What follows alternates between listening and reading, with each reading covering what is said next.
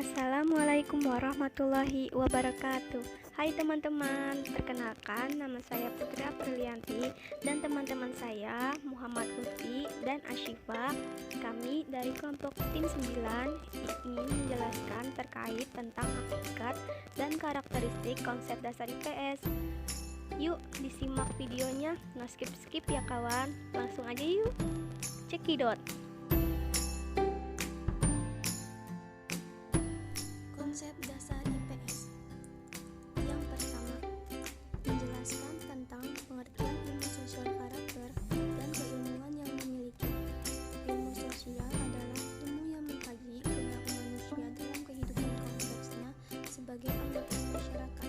Perilaku manusia dalam kehidupan bermasyarakat mencakup banyak aspek, misalnya aspek masa lalu, aspek sikap, aspek mental, aspek budaya, aspek hubungan sosial, dan sebagainya, dan dalam perkembangannya melahirkan berbagai disiplin ilmu dengan kajian khusus pada masing-masing aspek. Yang kedua, menjelaskan IPS pengertian dalam sistem pembelajaran di SD. Pendidikan IPS di SD tidak bisa dilepaskan dari kebutuhan siswa usia 6 sampai 12 tahun. Pembelajaran IPS SD akan dimulai dengan pengenalan diri, kemudian keluarga, tetangga, lingkungan RT, RW, kecamatan, kota, provinsi, negara tetangga, kemudian dunia. Yang ketiga, membuat perbedaan antara kajian ilmu sosial dan kajian IPS dalam sistem pembelajaran di SD. Ilmu sosial selalu berurusan dengan sosial manusia sebagai individu dan anggota masyarakat. Nilai-nilai yang menjunjung tinggi martabat manusia dan kemanusiaan dijadikan norma yang menentukan ciri manusia. Ilmu pengetahuan sosial IPS merupakan integrasi dari berbagai cabang ilmu-ilmu sosial seperti sosiologi, sejarah, geografi, ekonomi, politik, hukum, dan budaya. Keempat, mendeskripsikan tujuan pembelajaran IPS di SD. Tujuan utama ilmu pengetahuan sosial adalah untuk mengembangkan potensi peserta didik agar peka terhadap masalah sosial yang terjadi di masyarakat, memiliki sikap mental positif terhadap perbaikan segala ketimpangan yang terjadi, dan terampil mengatasi setiap masalah yang terjadi sehari-hari, baik yang menimpa dirinya sendiri maupun yang menimpa masyarakat. Secara umum, mata pelajaran IPS bertujuan agar peserta didik memiliki kemampuan mengenal konsep-konsep yang berkaitan dengan kehidupan masyarakat dan lingkungannya, memiliki kemampuan dasar untuk berpikir logis dan kritis, rasa ingin tahu, inquiry, memecahkan masalah, dan keterampilan dalam kehidupan sosial, serta memiliki komitmen dan kesadaran terhadap nilai-nilai sosial dan kemanusiaan. Yang kelima, mendeskripsikan nilai-nilai yang terkandung dalam pembelajaran IPS di SD. Nilai-nilai yang terkandung dalam pembelajaran IPS di SD yaitu yang A. Suasana kehidupan yang demokratis, yang B. Partisipasi aktif, efektif, dan kritis, yang C. Dimilikinya berbagai kompetensi dasar warga negara yang sangat diperlukan dalam upaya untuk ikut berpartisipasi dalam kehidupan bermasyarakat, berbangsa, dan bernegara. Yang keenam, menerapkan berbagai pendekatan dalam pembelajaran IPS di SD. Pendekatan dalam pembelajaran IPS yakni pendekatan berikut. Yang pertama, itu ada pendekatan struktural, bahwa pembelajaran IPS disajikan dalam bentuk integrasi atau fusi.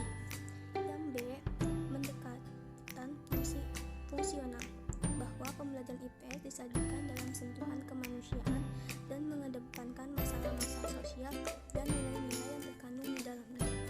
Yang C, pendekatan interview, bahwa pembelajaran IPS yang diselenggarakan mengarah pada aktivitas utama kemanusiaan dan wilayah-wilayah khusus. Bab 2.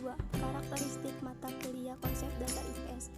Karakteristik konsep dasar IPS sebagai bahan pengembang materi pembelajaran bidang studi ilmu IPS sebagai program pendidikan pada tingkat persekolahan mulai tingkat sekolah dasar sampai tingkat sekolah lanjutan, bahkan bagi kepentingan pengembang daya nalar pada tingkat perguruan tinggi.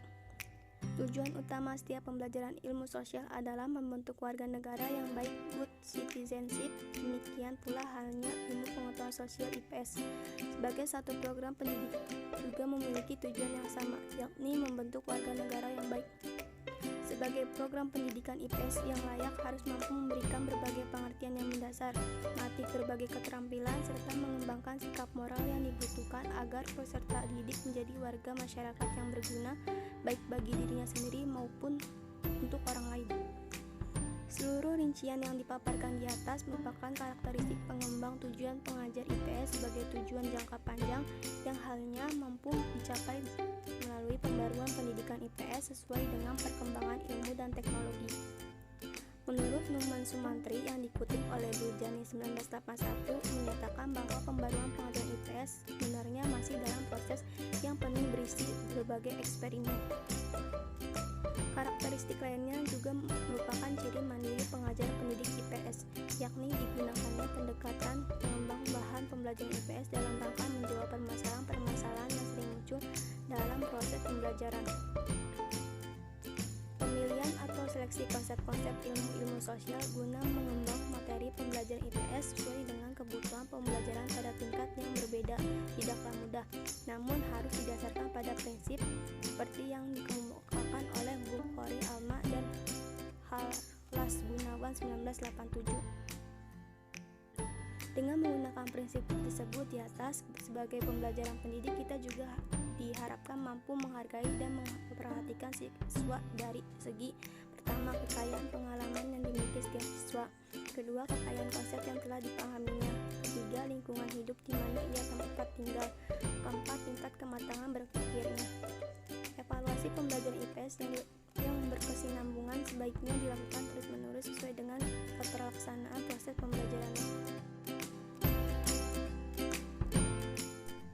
Bab 3. Ruang lingkup pembelajaran IPS di sekolah dasar. Bicara tentang ilmu pengetahuan sosial, pada dasarnya berbicara tentang kehidupan manusia dengan segala aspeknya sebagai makhluk sosial.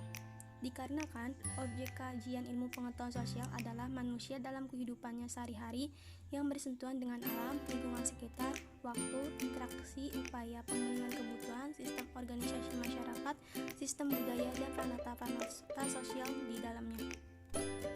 Ilmu pengetahuan sosial IPS merupakan integrasi dari berbagai cabang ilmu-ilmu sosial seperti sosiologi, sejarah, geografi, ekonomi, politik, hukum, dan budaya. Ruang lingkup ilmu pengetahuan sosial IPS di SD. Yang pertama, manusia, tempat, dan lingkungan. Yang kedua, waktu, keberlanjutan, dan perubahan. Ketiga, sistem sosial dan